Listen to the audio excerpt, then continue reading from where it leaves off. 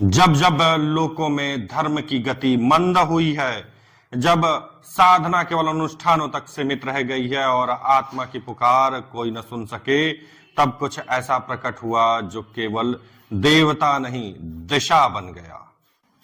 बटुक भैरव ये कोई साधारण तांत्रिक कल्पना नहीं, ये उन क्षणों की स्मृति है जब स्वयं शिव ने बालक रूप धारण कर काल को भी चुनौती दी थी। शिव ने स्वयं कहा था, यदा यदा दुःखमाघत मे त्व लोकान व्याप्नोते तदा अहम बटुक रूपेण स्थित्वा तन कालम निगृह्णामि।